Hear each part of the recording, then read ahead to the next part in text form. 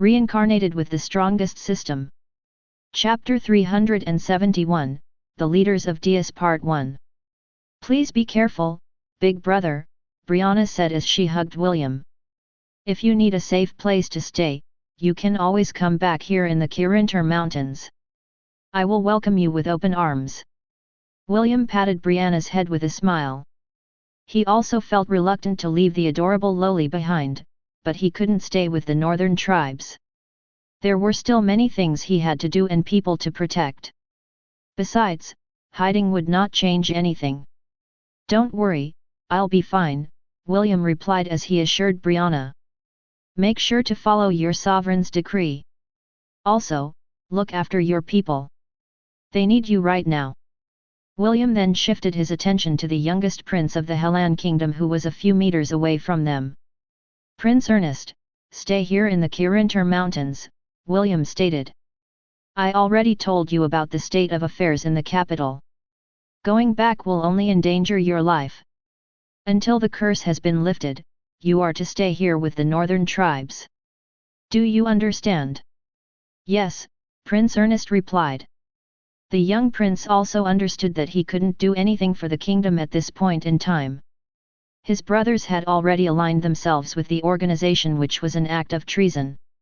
Although he didn't have a bad relationship with his elder brother, the crown prince, he still couldn't accept the fact that Prince Lionel had betrayed his own kingdom. This was something Ernest couldn't forgive. Seeing that his message had been taken seriously by the prince, William patted Brianna's head one last time. It's time for me to go, William said softly. Brianna nodded and reluctantly let go of William. The half-elf planted a kiss on her forehead before going towards the flying carriage which would take him back to Lant. He didn't look back, because she didn't want to see Brianna's sad expression. Although they were not related by blood, he had long thought of her as his little sister. He didn't want Brianna to take part in this battle that would stain her hands with blood. After entering the carriage, Dave and Lionheart prepared for takeoff. Conrad, who had also been summoned to the Kirinter Mountains, soared into the sky with his wyvern to serve as an escort. Moments later, the griffin took off, pulling the flying carriage behind it. Brianna looked at the flying carriage that was slowly going farther away from the north, with a sad expression. She then felt a warm and small hand hold hers in a firm grip. Although Sir William makes me jealous, I believe in him, Prince Ernest said with a serious expression. Why do you believe in him? Brianna asked. She looked at the young prince beside her with expectations. Prince Ernest smiled, because he is someone that my father has chosen. Also, he is the person that my big sister has chosen. Brianna nodded because she also believed in William. She only wished that the red-headed boy wouldn't come to any harm when he took part in this war that would change the fate of the entire southern continent. Inside the flying carriage, William and Ash had entered his sea of consciousness in order to allow the mermaid to make a detailed diagnosis of his body. The fight inside Avalon was quite intense and Ash was worried that there had been some damage made to her lover's spiritual world. Everything is fine, Ash said after her inspection. Your spiritual world is still in a state of recovery. At most, it will take 2 to 3 months before it regains stability. She was holding William in an embrace and the latter's head was resting over her chest. I told you that I'm fine, William replied while keeping his eyes closed. You just won't believe me. Ash sighed as she placed her hand over the jewel on William's chest. Of course I was worried. You were casting spell after spell without pause. Now, don't talk. I will start to transfer spirit energy to your soul. The gem on her own chest glowed and synchronized with the gem that was also glowing in William's chest. Soon, the two gems pulsed in a steady rhythm like the beating of a heart. William was still tired from the recent battle, so he immediately fell asleep due to the comfortable sensation that was flowing inside his body. It would take them at least 2 days to reach Lant where he would reunite with Matthew and Leah. He also needed to consult with Vlad to see if he would be willing to extend his hand to help William take care of the foreign invaders in their home turf. Takam had already warned William that Vlad was someone who didn't want to meddle in the affairs of mortal men. However, there was still a chance to gain his assistance, so it was worth a shot. Having a demigod on their side would drastically increase their chances of winning. William just hoped that the demigod of the Strathmore Forest would be in a good mood when he asked for his assistance. Connor travelled day and night to reach the site of the hidden valley. He couldn't believe that the domain he had been looking for had vanished without a trace. The subordinates that were left behind were missing as well. No matter what he did, he was unable to contact any of them. The domain was very important to him, so he set aside the pressing matters of the kingdom and left it to his subordinates to handle. Just where did it go? Connor thought as he surveyed the vast pit that had once housed the hidden valley. He couldn't think of anyone, or anything, that had the ability to make the valley disappear from the face of the earth. Callum and the rest of his subordinates had explored the surroundings and even explored the pit in order to find any clues that they could use to locate the valley that they were looking for. Unfortunately, their efforts didn't bear any fruit. This piece of bad news made Connor very angry and helpless at the same time. He had spent a vast amount of time and resources in order to find the Undying Lands. He even had to instigate a war in order to ensure that none of the strong individuals in the continent would get in his way, so that he could explore the domain's secret without any interference. The loss of the domain that held the secrets of immortality gave him a blow that he couldn't swallow and accept. Search the nearby towns and villages for clues, Connor ordered. I will return to the capital and send more men to join you in this endeavor. All of you are not going to rest unless you have covered every inch of the Hellan kingdom. Find the valley and find the monument. This mission takes precedence above all. The members of the organization nodded and split into teams to investigate the nearby towns and villages.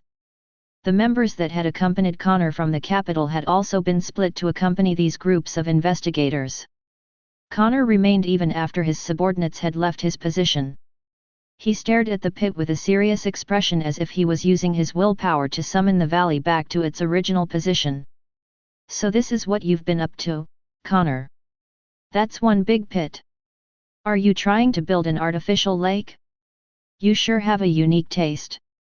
Two teasing voices said from behind Connor. The leader of the organization in the southern continent snorted and turned to look at the two uninvited guests that had come to ridicule him. An elf and a middle-aged man, who seemed like veteran warriors, openly sneered at Connor. They were the two leaders of the organization who were stationed in the Silver Moon continent and the Creator Empire. Naturally, they didn't like Connor and were more than happy to make things difficult for him. Did the two of you come here to kill me? Connor replied. Or did you two foolishly come here to be killed by me? Connor held the handle of his short sword by his waist as he eyed his comrades in contempt. All of them were leaders of the organization in their respective domains, but they didn't really get along with each other. More than anything, they were rivals, even enemies to a certain extent. They all listened to the Supreme Pontifex and adhered to his orders at all times, but that didn't mean that the branch leader of each organization had to give each other face. The two of you came at the right time, Connor said as he pulled out the sword by his waist. I've been in a very bad mood as of late, and I need to find an outlet to release some stress. Why don't the three of us spar for a while? Chapter 372, The Leaders of Deus Part 2. This is why I hate you humans. The elf, Alessio, shook his head in disdain. All of you are crude and barbaric.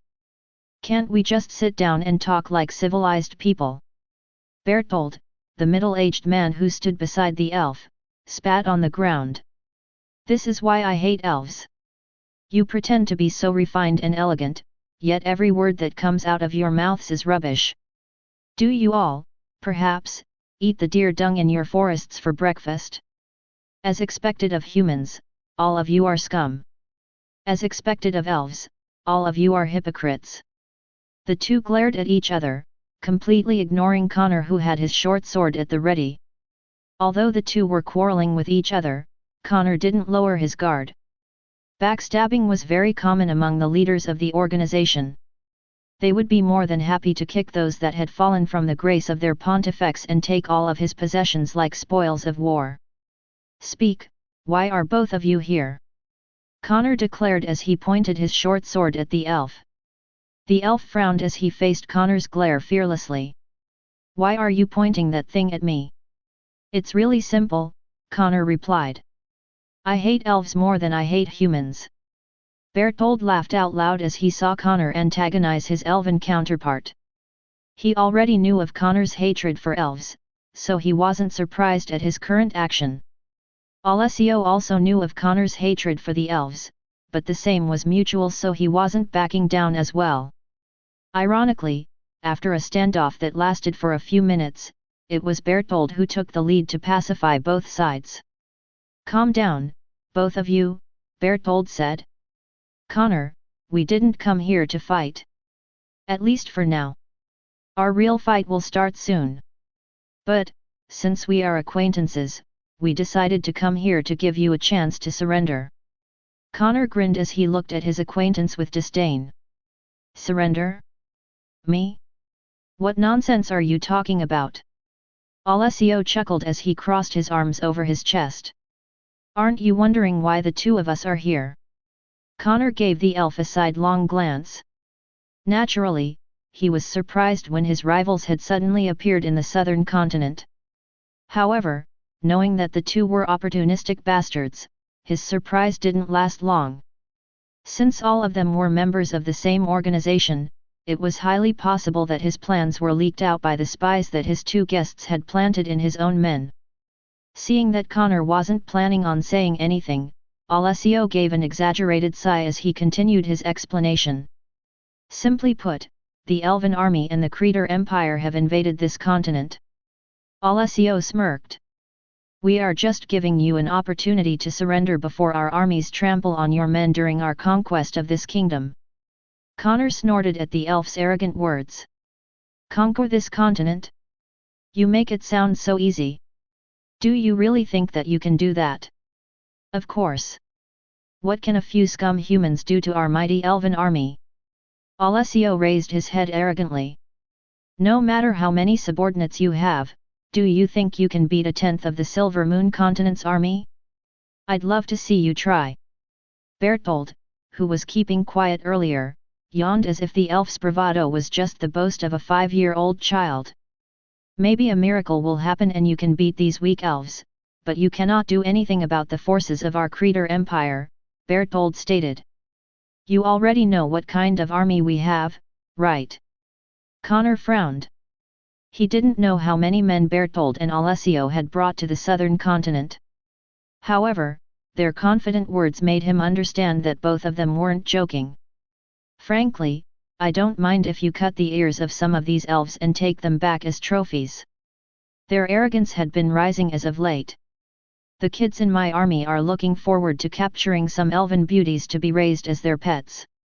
"Barbaric brutes, I'd like to see how you do that under my watch. It's about time you realize that the time when you can enslave our race is now over." Connor watched the two men bicker with each other as he thought of their plans to invade the Hellan kingdom. If one of them invaded, he might be able to resist, but if the two of them were to work together. "What if I refuse?" Connor asked. Alessio and Berthold exchanged a glance before laughing together. Their laughter rang out freely, which irritated Connor's ears. "Do you dare refuse?" Alessio asked with disdain. "Do you dare?"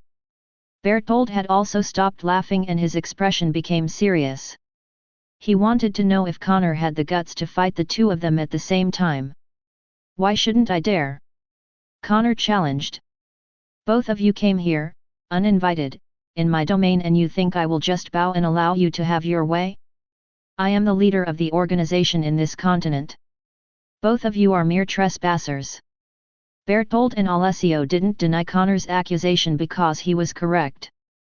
Both of them were trespassers, but in the face of such a juicy opportunity to gain more lands, they were unable to resist wanting to take a slice of the cake as well. Within the organization, it was not forbidden for the leaders to fight against each other. The strong will lead and the weak shall have to submit. This was a rule that their Supreme Pontifex had decreed. Even Connor, Berthold, and Alessio had to fight against the former branch leaders before they were able to gain the position they had now. All three of them were ruthless individuals, which allowed them to become the leaders in their respective territories. Since it has already come this far, we have nothing more to discuss, Alessio replied. We will just have to fight and see who becomes the top dog between the three of us. I agree. I have long wanted to punch your face, just once, Alessio. Berthold nodded his head in agreement. This is a good opportunity to do that. Ha ha ha. Fine. I'll give you an opportunity, just make sure that you don't die in your attempt, Alessio commented. He then turned towards Connor and smirked. May the best elf win. Berthold scoffed. It's time for you to wake up from your daydream.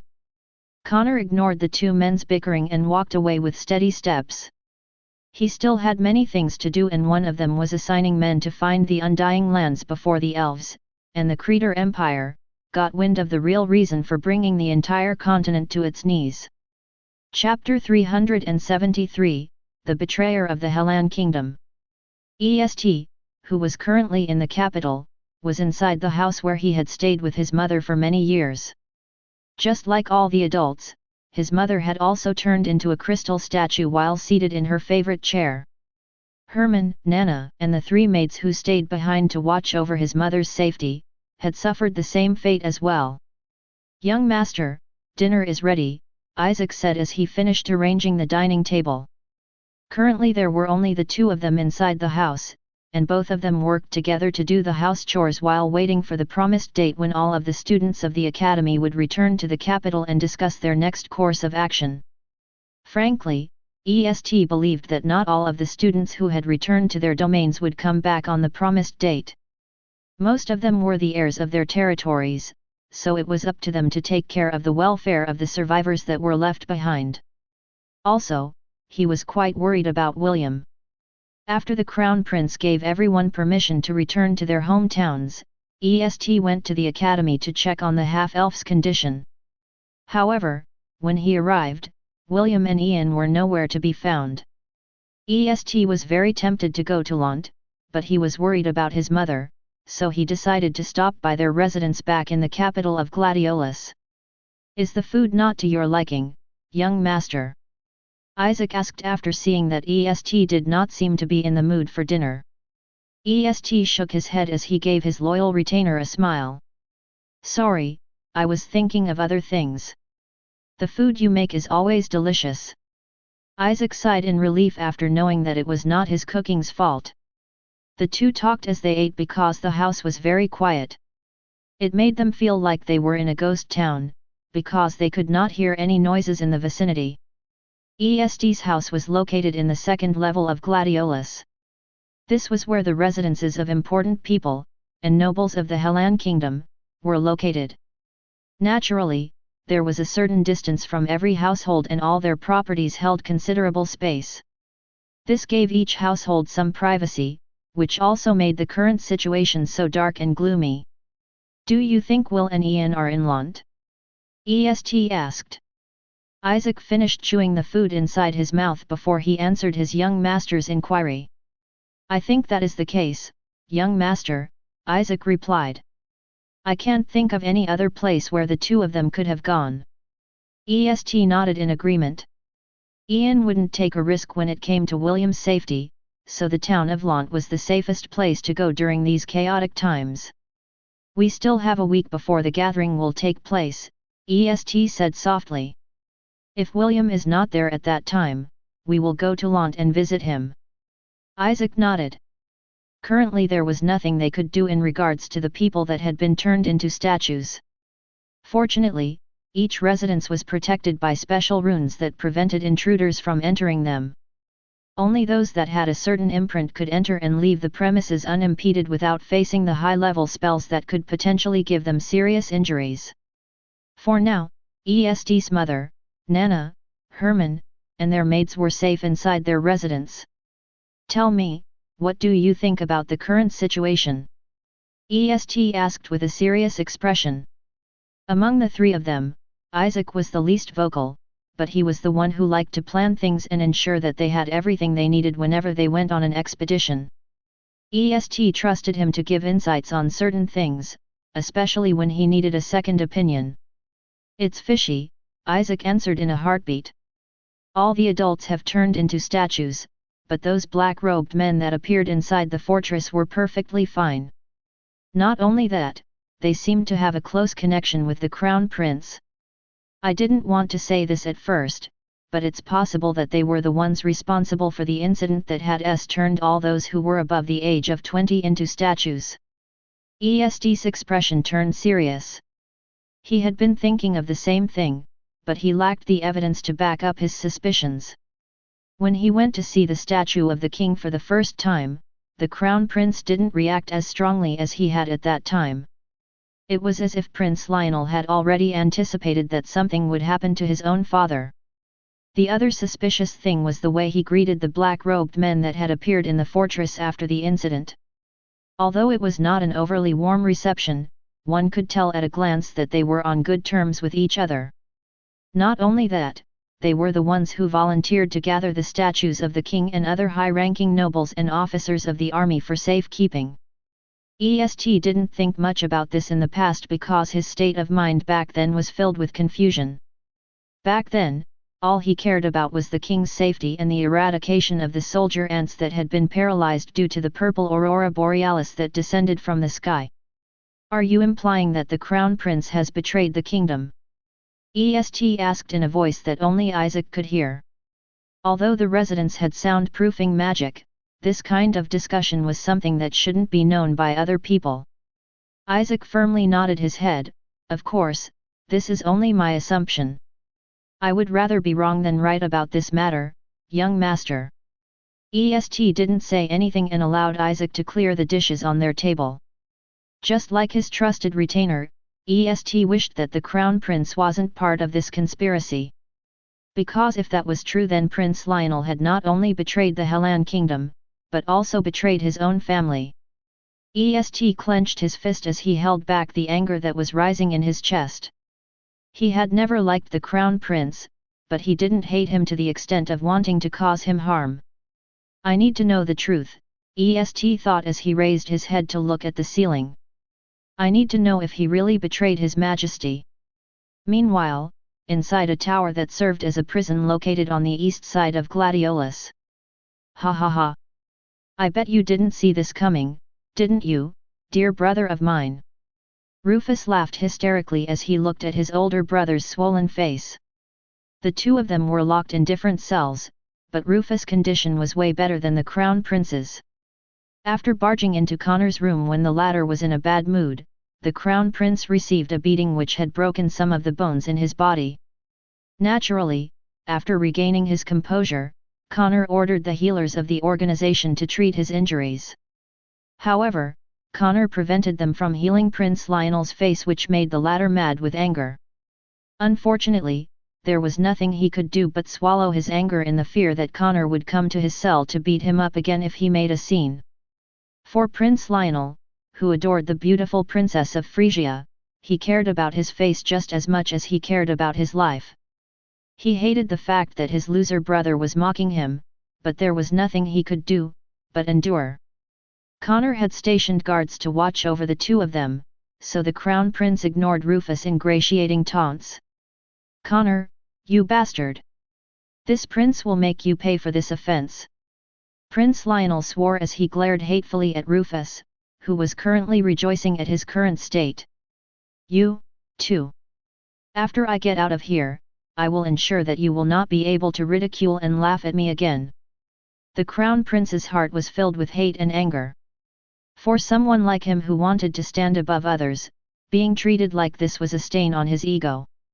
If given the chance, he would definitely turn back time, and tell his father the whereabouts of the organization that had made his life miserable. Unfortunately, there was no medicine for regret. Prince Lionel knew that his options were limited. For now, the only thing he could do was wait. He would wait for the time when he could reclaim what was rightfully his and make everyone who dared to look down on him, kneel on their knees and beg for his forgiveness. Chapter 374, Visitors from outside the borders of the Hellan kingdom.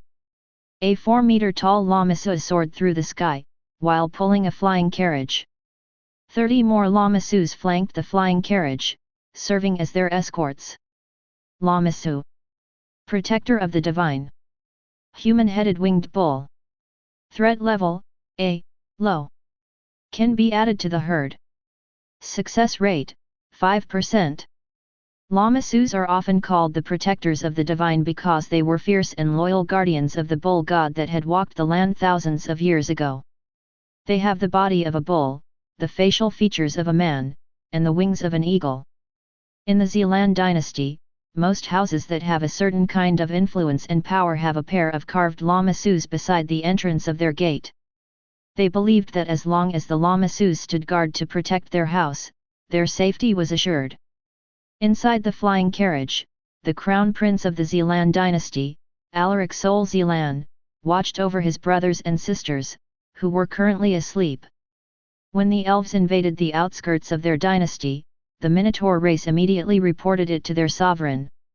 Minos, the myriad great bull of the Zealand dynasty, knew that it would be impossible to stop the advance of the elves at this point in time. Just like the ant colony of the Anisha dynasty, the bovine beast protectors of the Zealand dynasty were also weakened by the continental spell. In order to preserve the lineage of the royal family, he ordered a platoon of lamasus to immediately gather the surviving members of the royal family and take them to a place where the elves couldn't reach them. He then ordered all of the remaining bovine races to gather at the palace of Knossos where he resided. It was located in a labyrinth that was 10 miles away from the capital of the Zealand dynasty. This labyrinth was protected by powerful runic formations that even the elves wouldn't be able to break through in such a short period of time. This was Minos' last resort to protect the royal family and his own subjects from getting captured and enslaved by the elven race. Minos left Prince Alaric a special artifact that would allow the prince to summon Minos' two sons, Icarus and Daedalus. Both of them were millennial beasts, but their powers were currently halved due to the effect of the continental spell. Even so, the great guardian of the Zealand dynasty told Prince Alaric that he could summon them during critical moments to aid him when he and the lives of his brothers and sisters were in danger. After escaping the capital, Prince Alaric ordered the lamasus to head west. His goal was to reach Lant where his distant cousins resided. Right now, there were very few places in the continent where they could run and hide. The reason he could pinpoint the location of Lant was due to the bracelet that he had given his half-sister, Princess Ayla, before parting ways in the Kirintar Mountains. Prince Alaric was wearing the same bracelet on his wrist, and it allowed him to pinpoint the location of his sister by using the ability that was imbued in their bracelets. Finally, after more than a week of traveling, the town of Lant was seen in the distance. At the same time, one of the lamasu flying beside the carriage roared. It had detected another flying carriage being pulled by a griffin and escorted by a wyvern.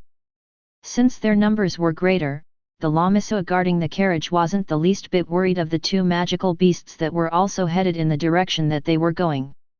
Alaric had already told them that they were forbidden from fighting against anyone because he was currently in a different kingdom. "Who goes there?" the lead lamasu asked. "State your name and affiliation." Since the lamasu had the head of a man, it was capable of speaking the human language. William, who just returned from the north, frowned when he saw the mighty force that was currently hovering 100 meters away from them. Lionheart and the wyvern screeched in defiance, but the lamasu didn't pay them any attention. They were very intelligent creatures and knew that the two magical beasts weren't the ones that they needed to talk to. "My name is William von Ainsworth," William replied with pride. "All of you are currently within the airspace of our territory. State your name and the reason why you are headed to my hometown." Although they were currently outnumbered, William recognized the flying beasts that were all looking at his carriage with serious expressions. This was also why he ordered Dave to intercept the flying platoon that was headed towards Lant. He wanted to know if his hunch was correct. "Well met, cousin," Prince Alaric replied. The lamasu pulling his flying carriage moved forward. "Is my sister, Princess Ayla, doing well?" William nodded and even smiled when he saw the devilish-looking prince of the Zealand dynasty. Seeing his mighty entourage, he had a feeling that he already knew the reason for their arrival. "Did you perhaps come here to visit her?" William inquired. Prince Alaric shook his head firmly. Actually, we came here to ask you and your family to shelter us for the time being. Shelter? What do you mean? It's a long story. Can we resume our talk once we have arrived at your residence? We've been traveling for many days and we are very exhausted. Naturally, William knew that the elves had invaded the Hellan dynasty. However, he pretended to be unaware of this fact. First off, he hadn't known Crown Prince Alaric long enough to trust him completely. Secondly, he wanted to know the Crown Prince's next course of action now that he had left his dynasty behind. William had experienced what desperation could do to people. The red-headed boy wanted to know if Prince Alaric was one of those people who had succumbed to that kind of pressure. William glanced at the prince who had bags under his eyes and nodded. Let's go to Lant. I'll lead the way. Prince Alaric sighed in relief. Thank you. I will return this favor in the future. I'll take your word for it. William grinned as he made a gesture for Dave to depart. Lionheart screeched and flew in the direction of Lant. Conrad didn't lag far behind and flew alongside the flying carriage. The wyverns and the Arabro were alerted when they sensed the arrival of beasts that they hadn't seen before. If not for the fact that the one leading them towards the town was William, they would have immediately attacked them. Jekyll, who also sensed the arrival of a sizable force, was waiting on top of the town's wall as he gazed at them from afar. He was quite familiar with the bovine race because he had stored them inside his stomach before he left the fortress that was facing off against the Hellan dynasty. He didn't eat them because James had told him in passing that William had an uncanny ability to tame beasts that belonged to the herd. Although Jekyll was unsure if minotaurs, and the other bovine beasts could be considered part of the herd, he still took them in to allow William to tame them at a later date. It was supposed to be a surprise that he would give him after they finished investigating the Undying Lands, but something unexpected had happened, which delayed Jekyll's surprise for the red-headed boy. Well, I guess this is fine as well, Jekyll muttered as he looked at the two flying carriages that were slowly descending from the sky. Perhaps our visitors will be able to give us news of the things that are happening outside the borders of the Hellan kingdom. Chapter 375, Dark and Difficult Times. Princess Ayla was relieved to see that her brothers and sisters were safe and sound. However, she was also sad about the series of events that had transpired in their own kingdom. Prince Alaric had gone to the conference room where William, Matthew, Leah, Ian, Jekyll, and Celine were waiting for him. They wanted him to give them a detailed account on how powerful the elven forces were. Prince Alaric was shocked when he saw that Jekyll and Celine were unaffected by the continental spell. He wanted to ask them how they were able to resist the curse, but he knew that now was not the time for that. In order to gain their trust, he must first show that he was worthy of it. Prince Alaric had been tutored at an early age on how to govern the Hellan dynasty. He was taught the art of negotiation and intimidation. Naturally, he didn't plan to use the second option because he was not on his home turf. He was a guest, and a guest should act according to his role, and not antagonize the host. Prince Alaric didn't want his brothers and sisters to suffer, so he was willing to take a step back and lower his standing in order to form a partnership with William and the two adults who were with him. Vladimir didn't participate in the meeting because he had no interest in it. His only mission was to protect Lant and that was it. Whatever happened outside of its borders, was none of his business. Even if the entire Hellan kingdom were to turn to ashes, Vladimir would not even bat an eye. For him, the fall of kingdoms, empires, and dynasties was part of a natural cycle. He couldn't be bothered to care about the lives of the short-lived humans who held no importance in his heart. I didn't get to see them personally, Prince Alaric started, but according to the Minotaurs, that rushed to the palace, the elves were all above the platinum rank. No one in the Hellan dynasty is their match because the survivors are only teenagers and children. Although we have promising geniuses in our ranks, most of them are only at the initial stages of the gold rank. The elven prodigies outclass us in both rank and battle proficiency. Prince Alaric sighed as he rubbed his forehead with his hand. I am embarrassed to say that I wasn't able to bring them with me in our escape. The elven invasion was too sudden and most of them had flying mounts that flew directly towards the capital. If not for Sovereign timely help, we would have been captured long ago. A/N, this is a little recap of the power rankings in this novel. The metal ranks are for the humans, and the class ranks are for the beasts. Copper equals beginners/amateurs. Bronze equals class E. Silver equals class D. Gold equals class C. Platinum equals class B. Mithril equals class A. Adamantium equals centennial beast. Black equals millennial beast. Saint equals myriad beast. As for magic ranks, they are ranked by circles.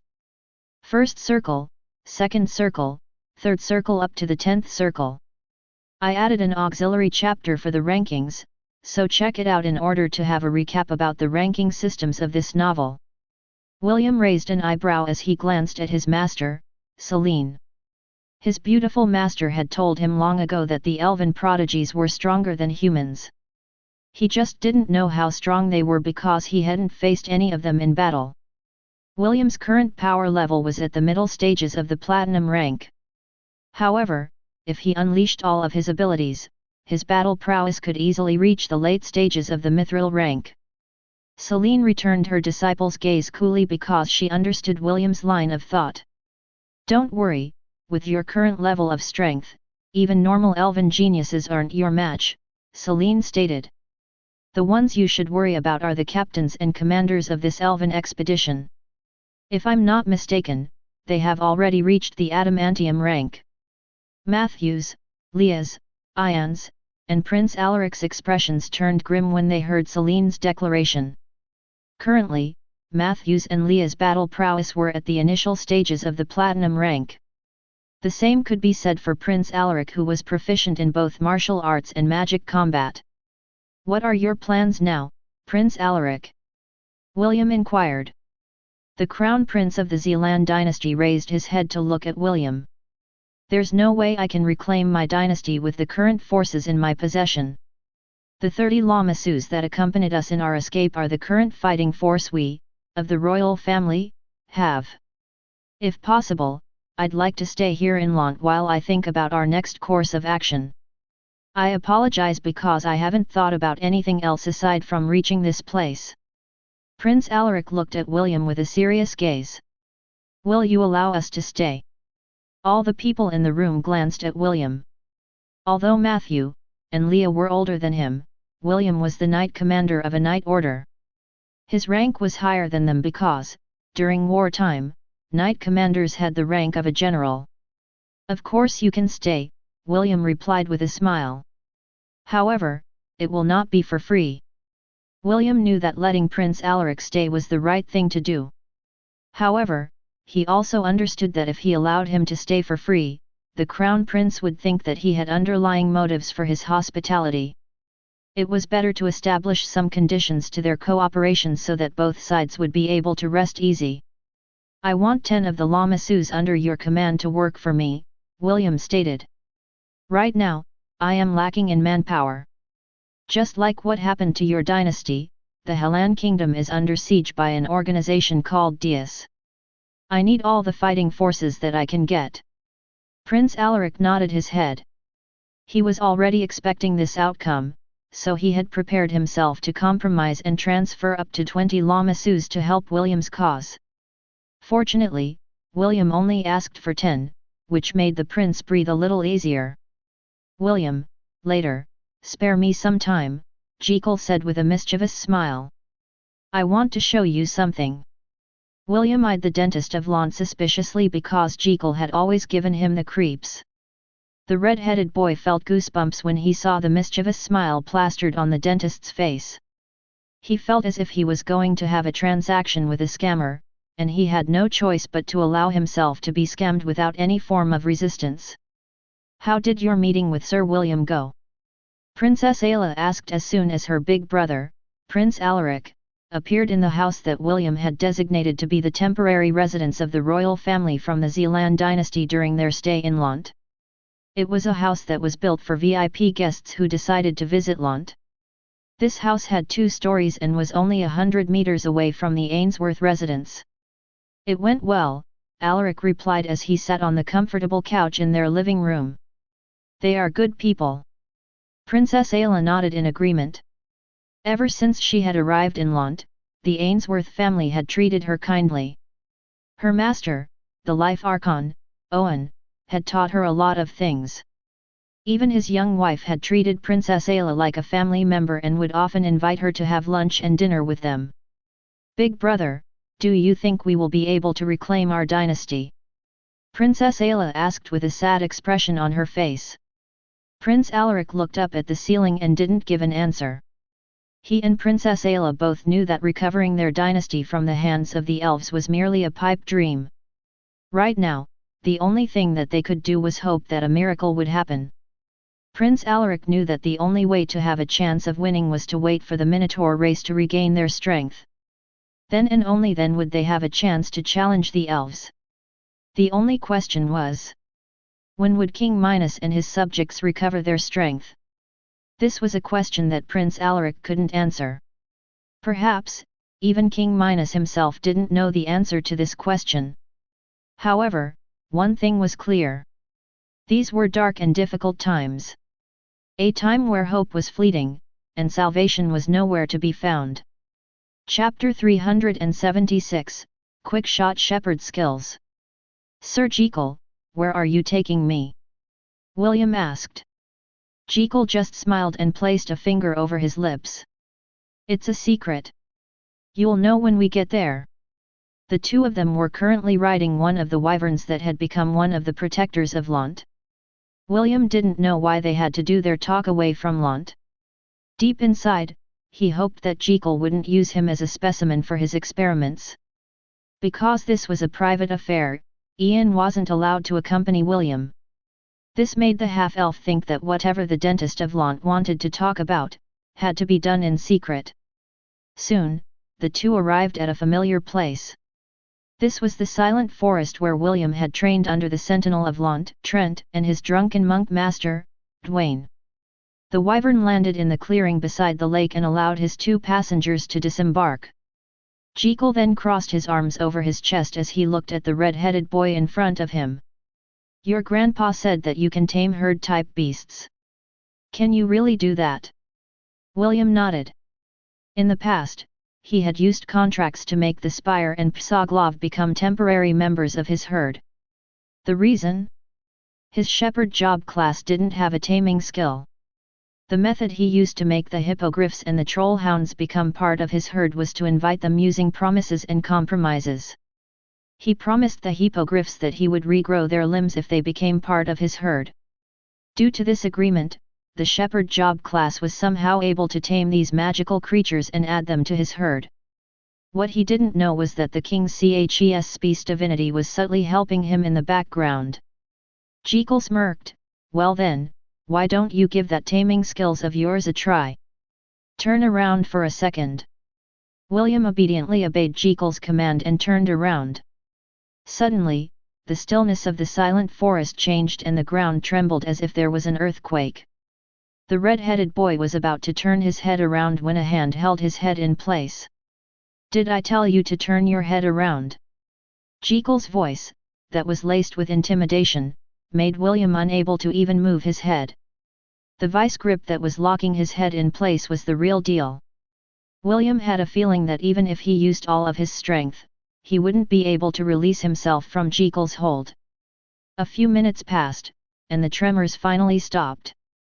Jekyll let out a loud burp as he released William's head. When the red-headed boy finally regained his freedom, he still didn't dare to look behind him. He was afraid that the dentist would once again grab his head and, this time, snap it off from his body. Okay, you can turn around now, Jekyll stated. William gingerly looked behind him and his jaw dropped instantly at the sight that was right in front of his eyes. More than 100 beasts of varying sizes lay on the ground panting for breath. There were at least 20 lamasus, 50 red minotaurs, over 100 inferno bulls, and a giant demi-human ox that was over 6 meters tall. Jekyll chuckled when he saw William's dumbfounded face. He didn't expect that his surprise would be able to make the narcissistic, red-headed, boy speechless, which made him think that his effort was worth it. "Go on, do your best to tame them," Jekyll urged. William nodded his head as he walked over to the giant ox that was radiating the aura of a millennial beast. If he hadn't evolved his shepherd job class, William believed that there was no way he would be able to add this powerful creature to his herd. He was still feeling regretful about the titanic green-scaled trollhound that had refused his invitation. Because of this, William wanted to have a taming skill that would be able to capture any herd-type creature with increased chances. When he gained the quick-shot shepherd job class, William didn't expect that this new job class of his would allow him to create 12 skills of his own choosing with the power of the system. Each of the trials that he had passed allowed him to create a single ability. This made William very happy, so he and the system had collaborated to design the most optimal skills that he could use to strengthen himself and the herd under his command. Right now, the quick-shot shepherd had 12 skills in total. Quick-shot war art. Active skill. Allow the quick-shot shepherd to employ his own war arts. The maximum number of war arts that can be created is 13. Beast taming. Active skill. Throw an orb of light to any beasts that can be tamed. The chances of taming will increase if the beast is weaker than the shepherd. The chances of taming will increase if the beast has a good impression of the shepherd. The chances of taming will increase if the beast is in a weakened state. Only applicable to herd-type beasts. Beacon of Hope. Passive skill. Every member of the herd under the shepherd's command receives plus 50 enhancement to all stats. Shepherd's Blessing. Active skill. The shepherd may choose one blessing to bestow upon the entire herd. Each spell gives a corresponding plus 20 enhancement to their respective stats. Only one blessing can be active at a time. Ox's Strength. Feline's Grace. Hawk's Splendor. Wolf's Cunning. Turtle's Wisdom. Freedom Striders. Active skill. All members under the shepherd's herd gain the freedom of movement in any kind of terrain. They will not suffer any kind of restrictions that would hinder their movement. As long as this spell is in effect, the herd will be able to move underwater as if they were walking, or running on land. Heroism. Passive skill. When members of the herd are fighting against opponents that are a rank or several ranks higher than them, all of their stats will increase by 50%. Herd Immunity. Passive skill. All members of the herd gain all of the shepherd's natural resistances. If the shepherd has an immunity to status ailments or diseases, all members of the herd would share this immunity. Underwater breathing. Active skill. All members of the herd gain the ability to breathe underwater. Guardian of the herd. Active skill. Allows the shepherd to transform into any beast that is a member of his herd. This skill will last for an hour. This skill can be cancelled anytime. Healing Wind. Active skill. The shepherd calls upon a gentle breeze that heals up to 2,000 health points in a 20-meter radius. Kinship Evolution. The shepherd may choose one beast to form a pact with them and allow it to evolve to a more powerful form. Only one beast can use kinship evolution at any given time. Unstoppable 1000 Beast Charge. Active skill. When charging towards the enemies, all members of the herd gain 80% resistance against ranged attacks. When charging towards the enemies, all members of the herd gain 80% resistance against magical attacks. Each member of the herd will receive a magical barrier that can endure up to 100,000 health points of damage. Any member of the herd that receives damage that surpasses 100,000 health points will immediately lose the effect of this buff. This skill can only be used if the herd has 1,000 or more members. Because of this set of skills, William was confident that he would be able to strengthen his herd to the next level. Right now, he was only lacking in skill points. This was why he couldn't upgrade all of them at the same time. However, he knew that, when all of these skills were unlocked, his herd would be able to reach their full potential. These skills would give William the power to make a difference in a war where he was greatly disadvantaged.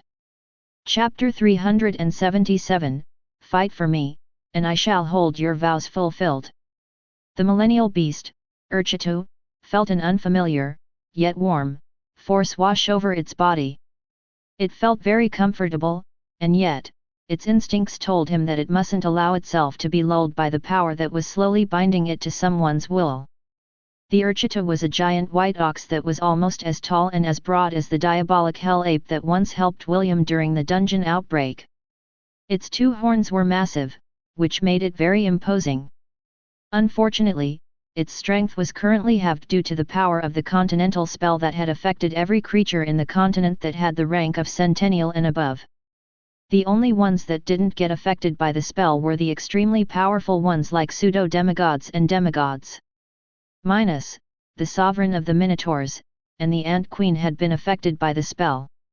However, since the Ant Queen's main purpose was to lay eggs, her threat didn't diminish. Only Minos, the king of the Minotaur race, suffered heavily from the spell. Because of this, it had no choice but to seal off their palace to prevent the elves from capturing his subjects. The Urchita resisted William's taming spell with all of its might. Although its current strength had dropped down to the initial stages of the centennial rank, it was still a very powerful monster. Moments later, the taming skill failed and the giant white ox panted heavily from its effort to resist William's spell. "Curse you," the Urchita said through telepathy as it opened its eyes to glare at William. However, the moment its eyes landed on the boy, a hint of surprise passed over its beastly features. "Why you?" Urchita gasped in shock as it eyed William with disbelief. "And no. Impossible. This cannot be." The giant white ox tried to prop itself up, but was unable to move its body. Due to the continental spell and being starved inside Jekyll's stomach, it was too weak to even stand up. However, its eyes remained strong as it stared at the red-headed boy in front of him. "Come closer, boy," Urchita stated. "I promise I won't hurt you. I just want to confirm something." William didn't bat an eye and walked forward fearlessly. Jekyll, who was standing nearby, frowned and prepared himself to defend the boy if Urchita tried something funny. When William was only 2 meters away from the head of the giant ox, Urchita sniffed the boy's body as if trying to confirm its suspicions. "Your name?" Urchita asked. "William."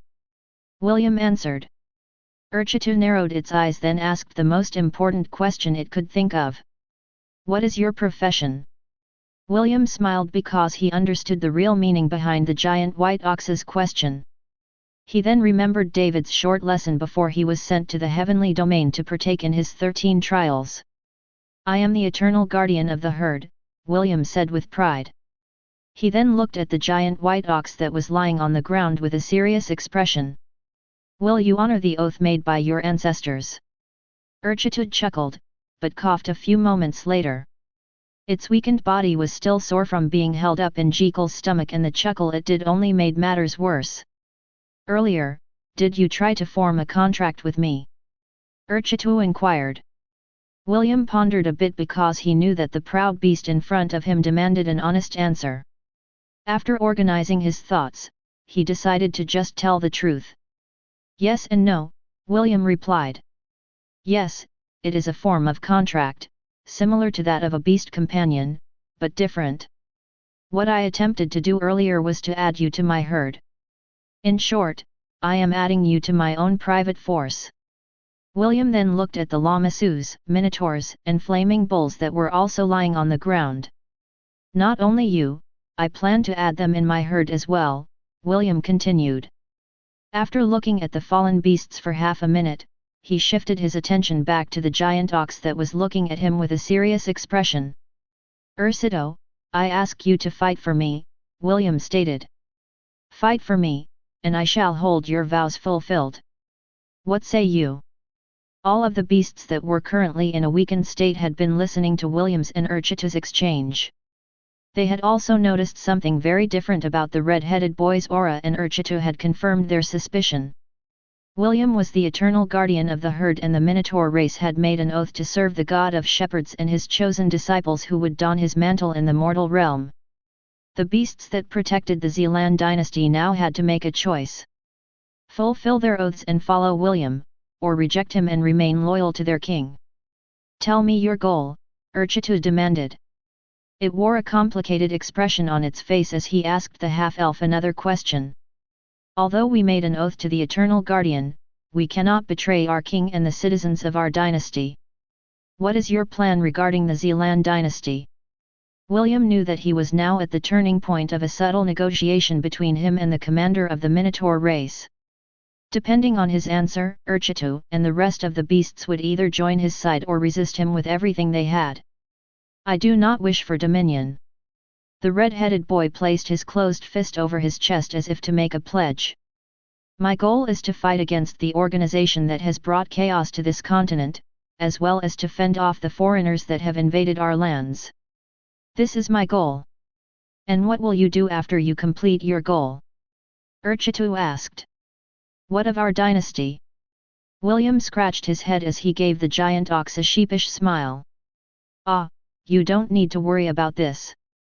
Don't you know that the crown prince is a distant cousin of mine? Distant cousins?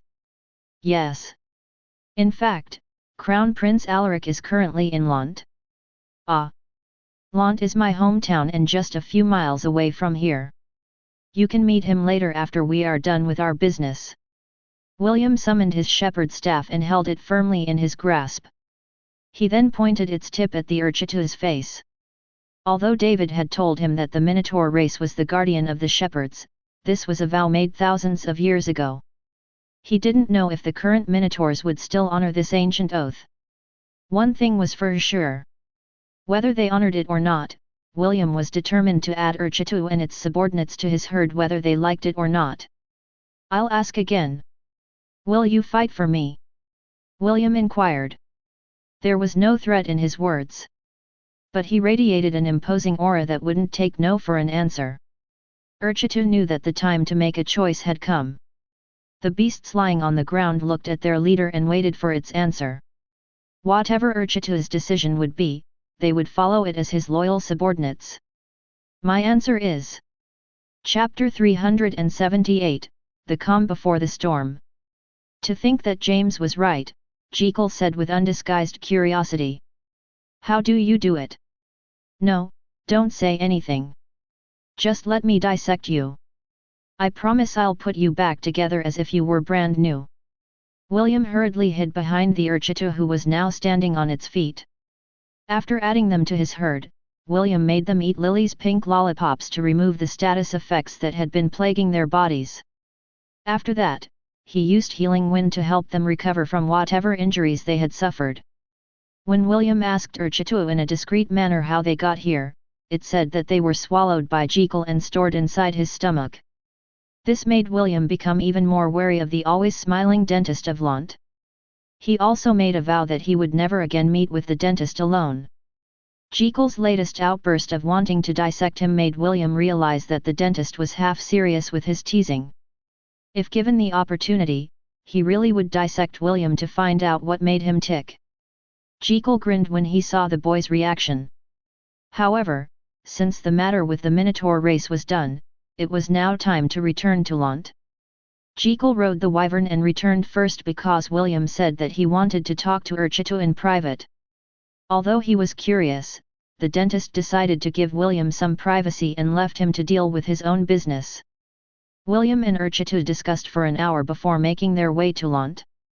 When the procession of over 100 beasts appeared within their area of responsibility, Luffy and the wyverns immediately went to intercept them.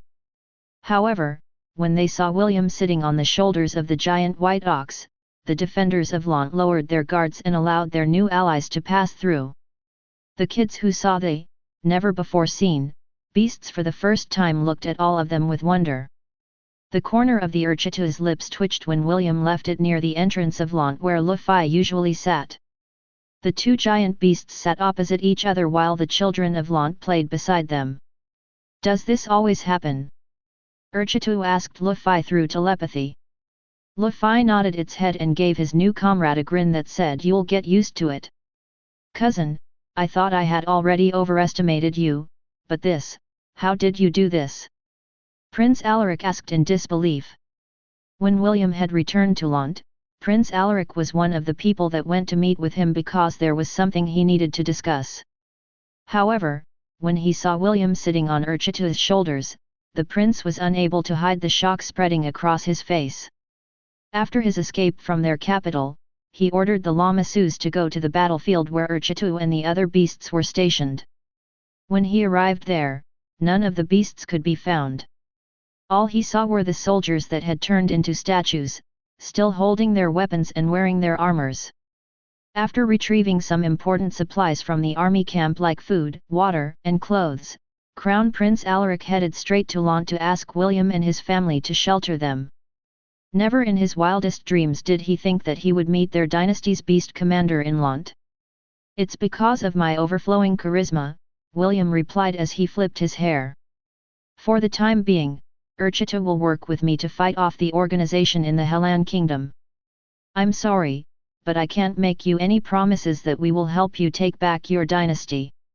We can't defeat the elves with our current forces." William sighed as he looked at the giant white ox in the distance. One millennial beast won't make a difference at this stage.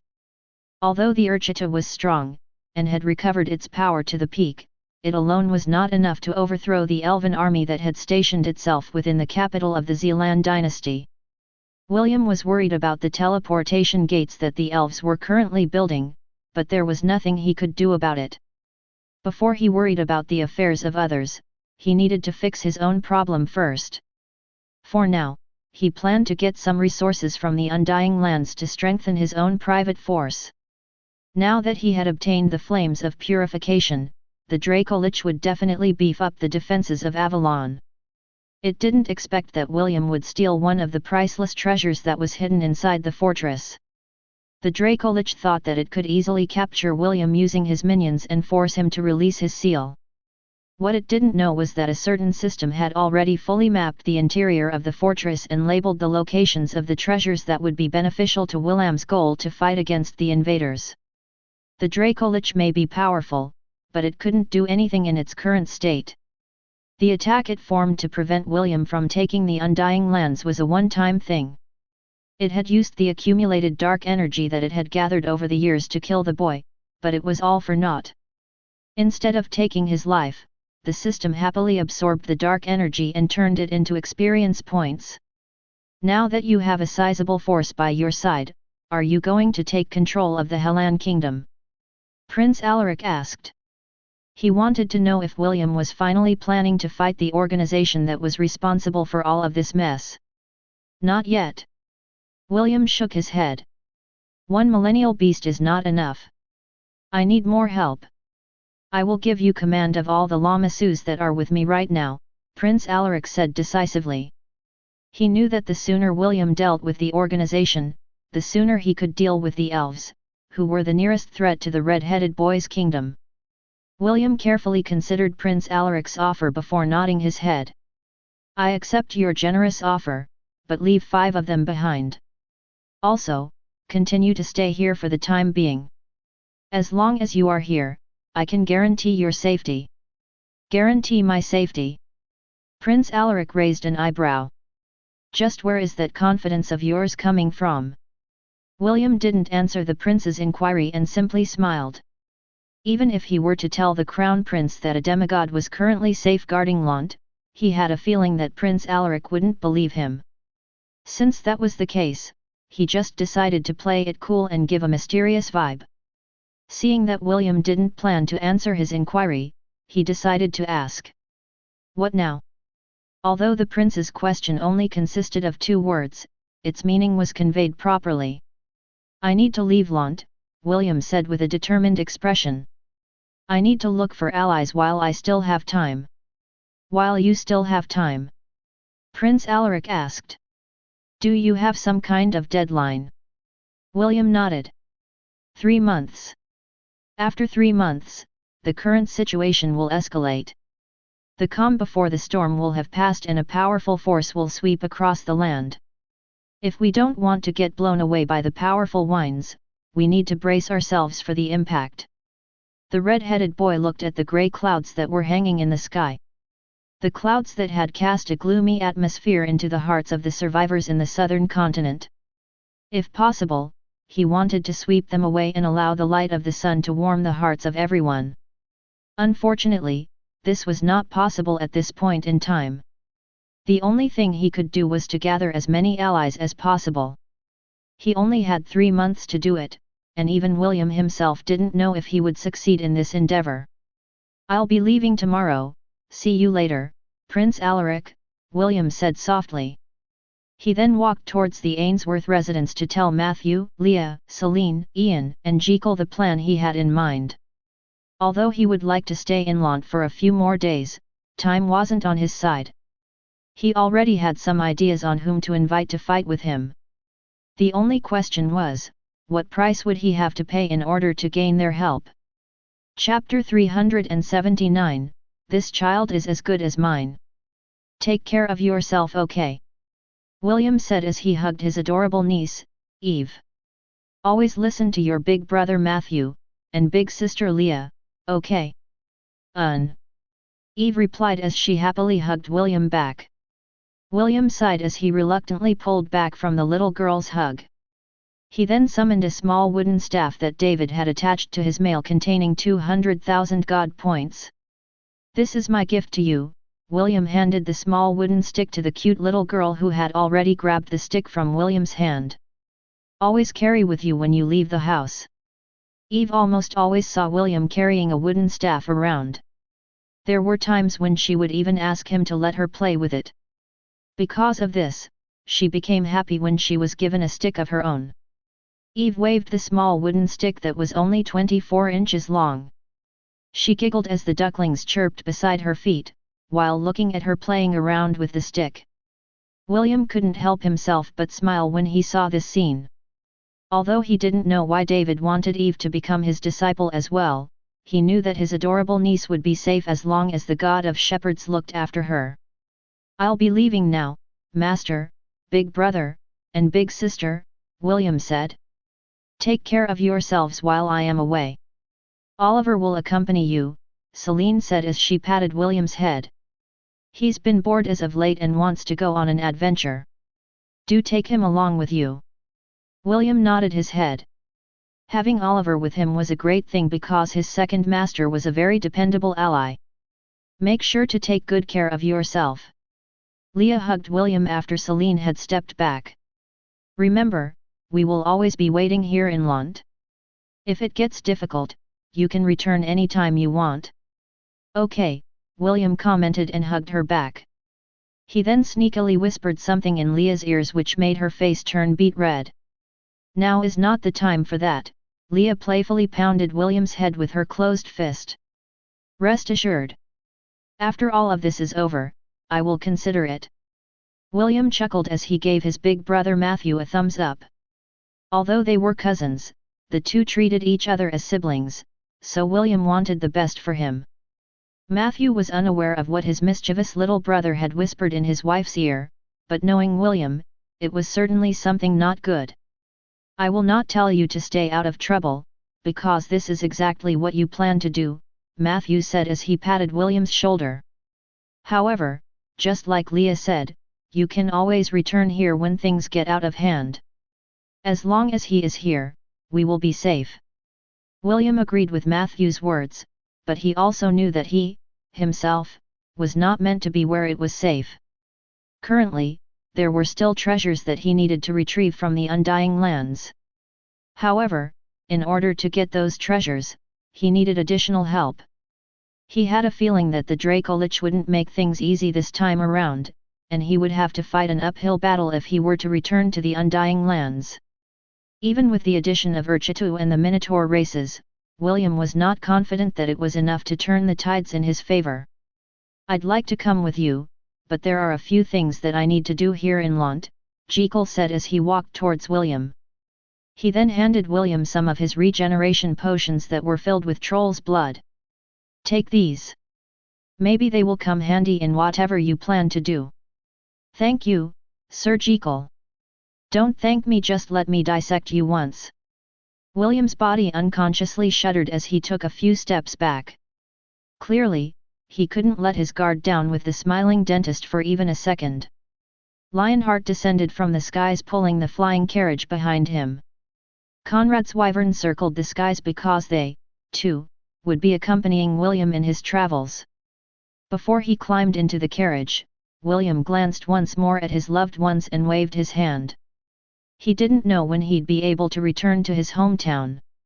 He hoped that when that time came, everything would have already been settled.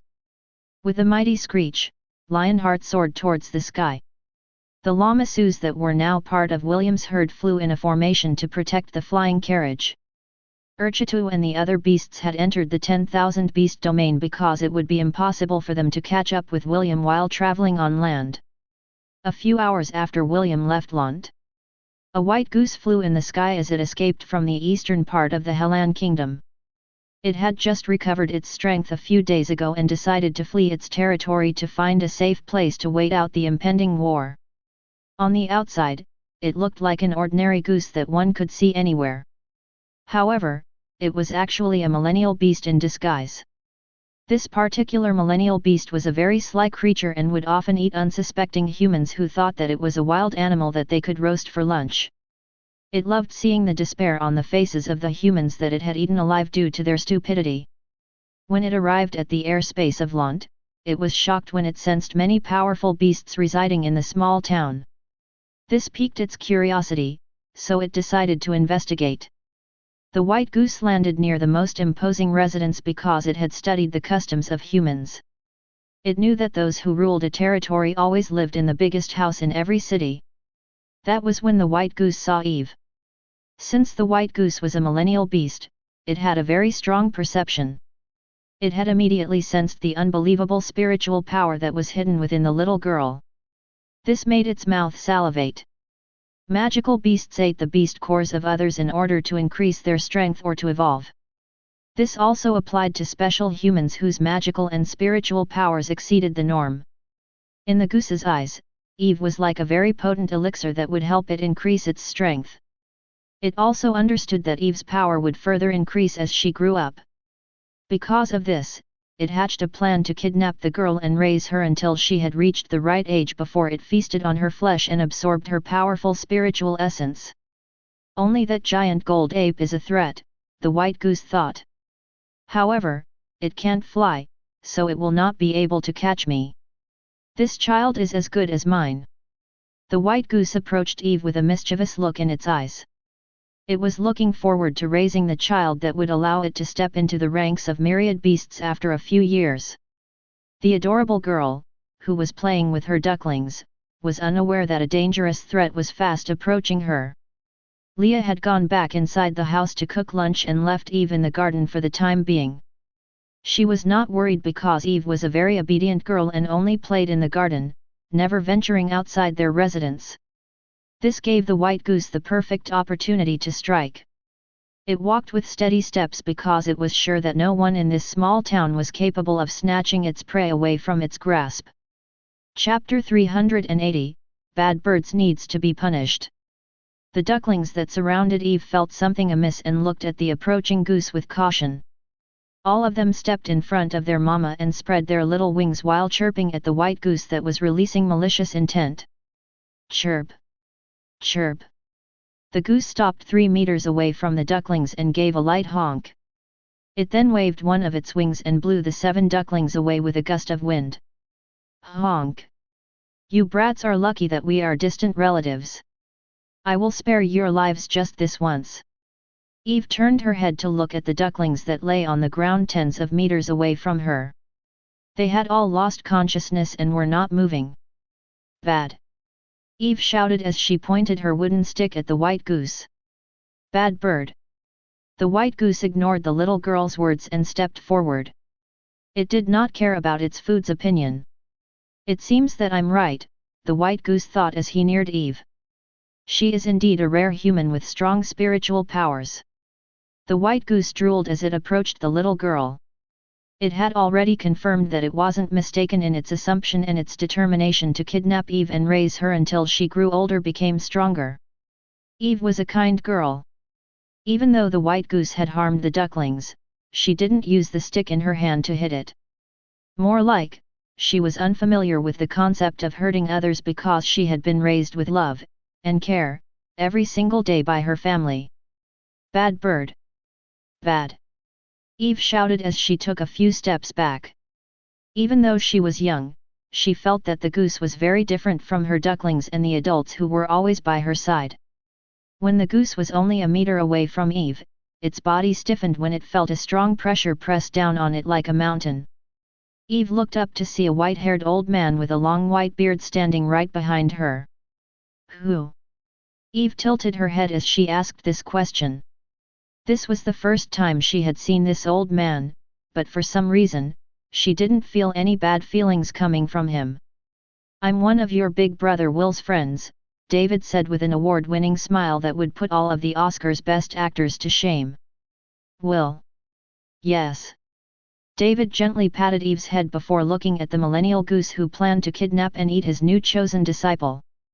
The god of shepherd was smiling, but his smile never reached his eyes. A/N, yes. William is Eve's cousin, but our half-elf didn't want to be called cousin, so he insisted on being called Big Brother by Eve.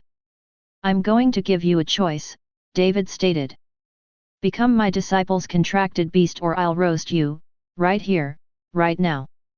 The white goose started to shed bitter tears. It wanted to cry foul because it was being bullied by a god. It had completely forgotten the fact that its plan was to kidnap a defenseless little girl with the intention of eating her to increase his rank in the future. I see, so you reject my offer?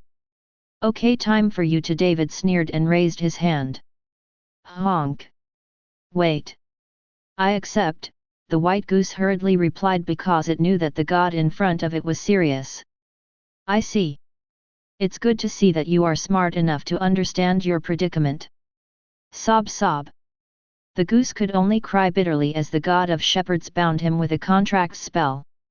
It didn't dare resist because resistance was futile. How can a millennial beast possibly fight against a god? Also, David was the god of shepherds. Aside from managing the herd, shepherds also managed the flock. Almost all bird-type creatures were regarded as members of the flock. Meaning, the white goose was also under David's jurisdiction, which made it unable to do anything but submit to his will. After completing the contract, David lightly pricked Eve's finger to gather a drop of blood and flicked it at the head of the white goose. Soon, the goose glowed and Eve's body shuddered unconsciously. She felt a connection with the goose in front of her. It was the first time she felt something like this and it made her confused. David, who saw the girl's confusion, patted her head once again and told her that the white goose would follow her from this day onwards. He even added that she could treat it as a pet if she wanted. David then waved his hand and the 7 unconscious ducklings that were on the ground regained their consciousness. He even healed all of their injuries so that his new disciple wouldn't cry when she found out that they were injured. The ducklings immediately ran towards Eve and chirped at the white goose as if telling it to go away. The white goose was very tempted to eat the 7 annoying pests, but held himself back due to David's intimidating aura. After finishing his task, the god of shepherds gave the white goose the "you better take good care of her or else" glare before bidding his goodbye to Eve. Eve looked at the old man and waved her hand, which David returned with a gentle smile. Soon the god of shepherds turned into particles of light and returned to the temple of the 10,000 gods. Usually, gods didn't descend to the mortal realm without a very good reason. Since David had chosen Eve to become one of his disciples, it gave him the excuse to come to her aid 3 times. All gods were given this privilege, so he didn't break any rules. When he saw the white goose making an attempt to kidnap his future disciple, David didn't hesitate and immediately descended to Hestia. He had already sensed Eve's spiritual powers and called dibs on her, before the other gods could make her their oracle or priestess. Another reason why he chose the little girl to become his disciple was because Eve was William's family. Naturally, all good things must belong to the family, so he decided to make Eve a shepherd as well. William commanded the herd, while Eve now commanded the flock. It was the perfect combination and David was very satisfied with this happy coincidence. An hour after David left the world of Hestia, Eve returned to the residence with her 7 ducklings and the white goose walking behind her. The millennial beast had a dejected expression as it followed behind Eve with its head lowered. That was when it met another strong presence that made its body shudder uncontrollably. Vladimir looked down at Eve and the chirping ducklings who had once again raided his room. He then looked at the millennial beast whose feathers were standing up, as if it was prepared to flee at any given time. After appraising the new addition to Eve's small flock, Vlad sighed and took out a few grapes from his storage ring. I'd better lock the door next time, Vladimir thought bitterly. He didn't mind fighting against strong opponents, but against James' cute grandchild, he was completely powerless. Eve had once again come to extort him for food to feed the ducklings. As for the millennial beast, Eve didn't have any intention of feeding it. The reason? Because it was a bad bird, and bad birds need to be punished.